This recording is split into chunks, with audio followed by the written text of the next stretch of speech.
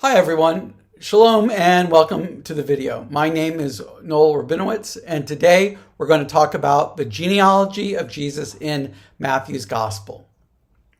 Now, Matthew begins his Gospel with a version of Jesus' genealogy that demonstrates he's the son of David and the legitimate heir to the Davidic throne. But the genealogy is more than simply a list of names authenticating his royal credentials. It's actually a lot more than that. The genealogy has a theological purpose, and it's designed to stress the theme of Israel's exile and restoration. Now, the genealogy is a theological cipher or a key, an interpretive lens, if you will, through which Matthew wants us to interpret his account of Yeshua's life and his mission to rescue the Jewish people and restore the nation of Israel. Now, Matthew introduces the genealogy in verse 1 with a literary device called a chiasm, in which the names Jesus, David, and Abraham appear in verse 1, and then they're repeated in reverse order in verses 2, 6, and 16. We can sort of illustrate that structure like this. We have Jesus the Messiah in verse 1, and then son of David in verse 1, as well as the son of Abraham in verse 1. And then the chiasm reverses direction. We have the son of Abraham again in verse 2. And that's interesting because it forms emphasizing the foundation of God's covenants with Israel, with the covenant with Abraham.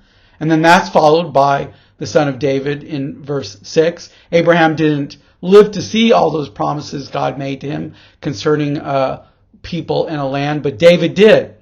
And then the chiasm is completed with Jesus the Messiah in verse 16.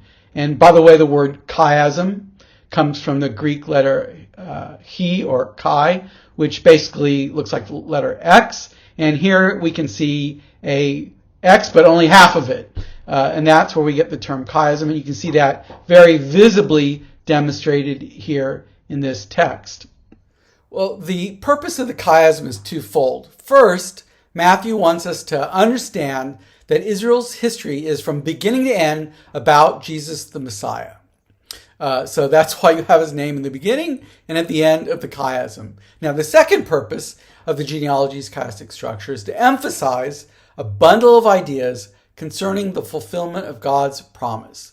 Matthew wants us to understand that Yeshua is the Messiah, the King of Israel, the one in whom God's promises to David and Abraham are now realized. He's come to restore the nation and establish his kingdom forever.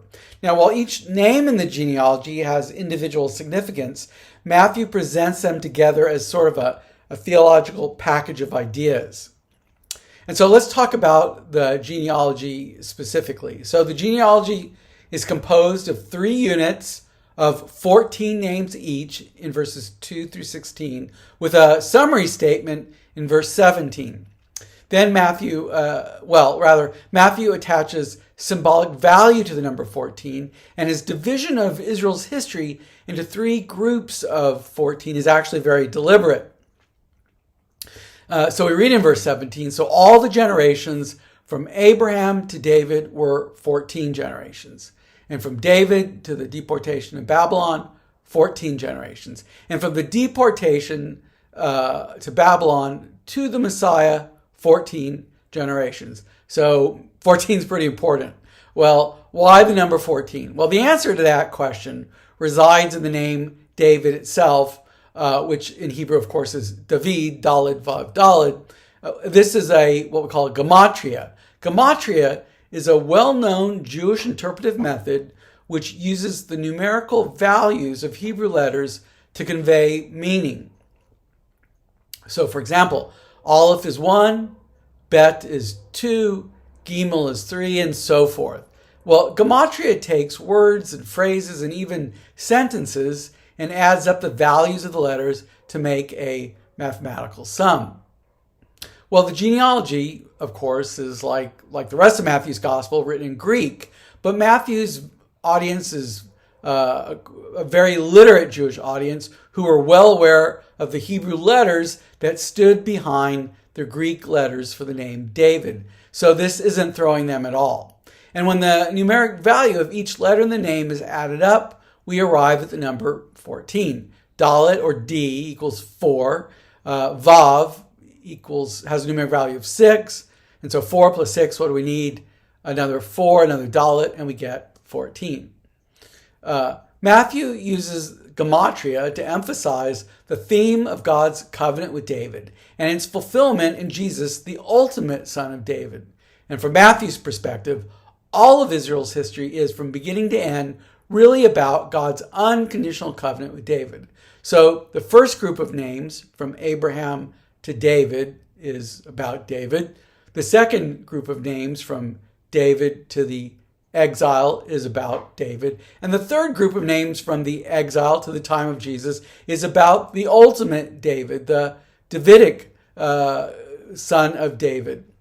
So from beginning to end, it's all about the son of David. Well, why the three groups? Well, the three groups of names correspond to the history of the nation, as already hinted. From Abraham to David, 14 generations. From David to the exile, 14 generations. From the exile to the time of the Messiah, 14 generations. You get the idea. Matthew is really into the number 14.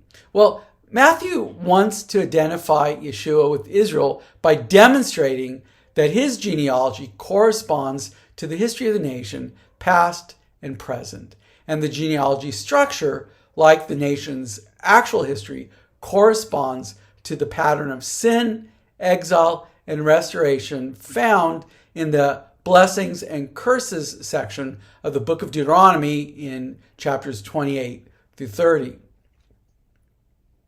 Okay, so you get the idea. The Lord declared that covenant obedience would yield blessing and security in the land, while covenant disobedience would result in judgment and exile. However, when the nation repents, the Lord promises to gather the exiles and return them to the land. So, quote, to the land that your fathers possessed, that you may possess it, unquote. Deuteronomy chapter 30, verses 1 through 5.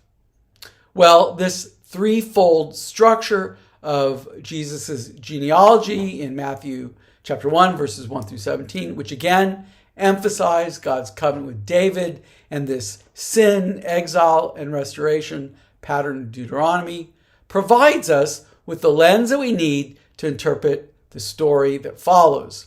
The first group of names reminds Matthew's readers of God's covenant with Abraham and his promise to make his descendants a great nation. A promise, of course, that came to fruition in, again, David the king. David the king symbolized the zenith of God's covenant with Israel. It was great to be a part of the kingdom of David. Why? Because everybody knew that God was for David. And if you mess with David, you're messing with God. Well, the second group of names reminds Matthew's readers, reminds us of the national disaster that befell God's people because of covenant unfaithfulness and sin. So, unfortunately, David the king was also David the adulterer. Yet, as terrible as his sins were, and they were terrible, no king that came after him matched his greatness. Each, in some way, contributed to the nation's demise. And then finally, Nebuchadnezzar, king of Babylon, invaded Judah in 586 BCE and deported the nation's survivors to Babylon. And nations typically don't recover from exile, which was, of course, exactly the point of deporting its citizens to a foreign land, hundreds of miles away. People don't come back from exile. Their identity is lost, their family tree is lost, their culture, everything is lost, and the nation is simply destroyed. That's the idea. That was what the foreign policy was in the Babylonian Empire. Well, miraculously, however, the Jewish people did return. In 539 BCE, Cyrus the Great, king of Persia, defeated the Babylonian Empire and issued a decree that permitted all the conquered people to return to their homeland. And of course, that included the Jewish people. Thousands of Jewish refugees returned to the land of Israel and rebuilt their nation. Yet in a very real sense, the exile was not over. The people had returned to their land, but it was not the glorious restoration envisioned by the prophets. by the prophets. It was not that messianic kingdom. Over time, Greek overlords replaced Persian overlords, and then the Roman overlords replaced the Greek ones. God had not, it seemed, reversed the curse. Israel was, at least from a theological perspective, still in exile. But all this was about to change. The shame and the humiliation of exile was over. Why? Because the Messiah has come. The Messiah was born. The genealogy is not just a theological cipher. It's also an invitation. Matthew is inviting his readers to be a part of that kingdom and experience the end of exile that the Messiah brings. If we read Matthew's gospel through the lens of Yeshua's genealogy, it will ensure that we interpret the story correctly, and it will overwhelm us with an extraordinary account of God's faithfulness. So try to read the gospel through Matthew's lens. It's not about a new faith, and it's not about a new religion called Christianity or some ethereal kingdom of God. Jesus is coming. His death and his resurrection are all about God's promises and his covenant.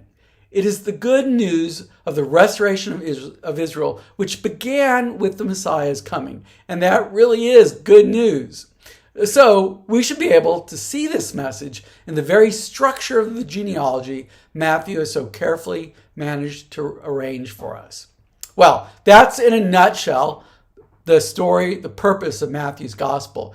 I hope you enjoyed it. If you liked it, please give it a like. Even if you didn't like it, give it a like, and look for more videos in the future. Well, God bless and shalom from Israel.